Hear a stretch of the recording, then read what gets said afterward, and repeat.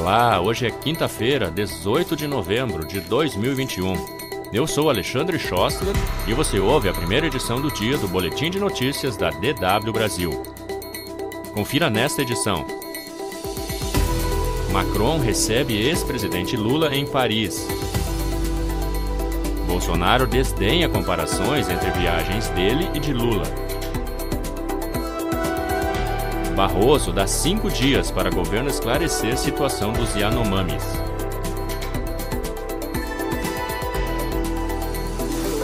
O presidente francês Emmanuel Macron recebeu nesta quarta-feira o ex-presidente Luiz Inácio Lula da Silva no Palácio do Élysée, em Paris. Lula foi recebido por Macron dentro do protocolo reservado a atuais e ex-chefes de Estado, ou seja, com recepção pela Guarda Republicana. No encontro de pouco mais de 1 hora, eles debateram os papéis do Brasil e da União Europeia no mundo, e Lula expressou que o Brasil se afastou das instituições multilaterais e dos grandes acordos internacionais nos últimos 3 anos. A recepção amistosa a Lula foi vista como um recado ao presidente Jair Bolsonaro, com quem Macron já se desentendeu publicamente. Lula lidera as pesquisas eleitorais para a eleição de 2022 e é, assim, o principal adversário de Bolsonaro na disputa. No Catar, o presidente Jair Bolsonaro desdenhou as comparações entre a viagem dele ao Golfo Pérsico e a de Lula à Europa.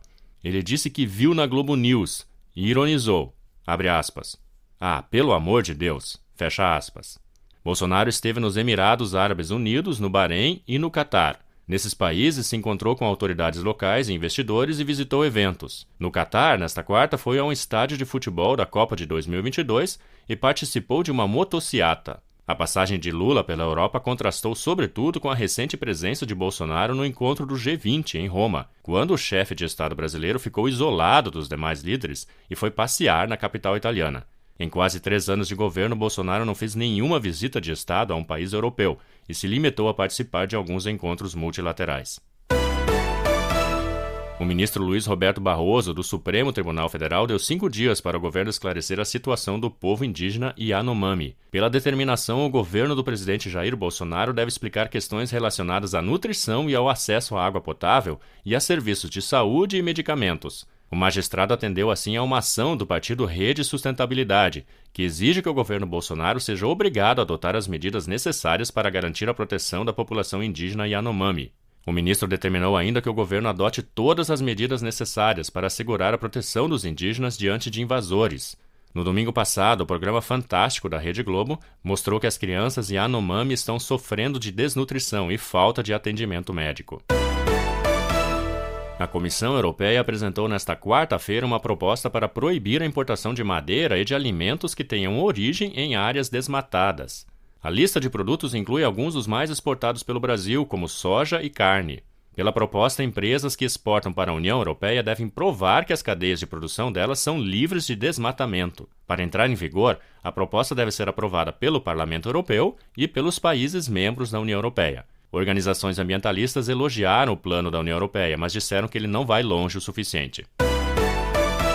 O presidente do Instituto de Controle de Doenças da Alemanha afirmou que a situação da pandemia nunca foi tão séria como agora no país e que a perspectiva para os próximos dias é sombria.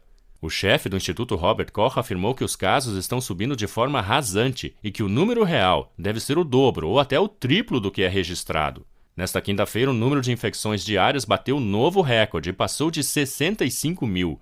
Apenas 67% da população da Alemanha está totalmente vacinada. Esse número está estagnado já há algumas semanas, e especialistas dizem que para o controle da pandemia é necessário um percentual superior a 75%. O novo alerta sobre a gravidade da situação no país veio depois de a chanceler federal Angela Merkel afirmar nesta quarta que a situação é dramática. Outros países europeus também enfrentam alta nas infecções pelo novo coronavírus. A Bélgica tornou mais rígidas nesta quarta-feira as medidas para tentar combater uma quarta onda. O governo belga voltou a tornar obrigatório o trabalho de casa por 4 dias da semana e reintroduziu o uso generalizado de máscaras. A Itália passou de 10 mil casos pela primeira vez desde maio. A Espanha registrou 6.600 casos diários, o número mais elevado desde o início de setembro. Na França, mais de 20 mil infecções foram confirmadas também nesta quarta, a marca mais alta desde agosto. Novas informações você pode conferir mais tarde na segunda edição do Boletim de Notícias da DW Brasil.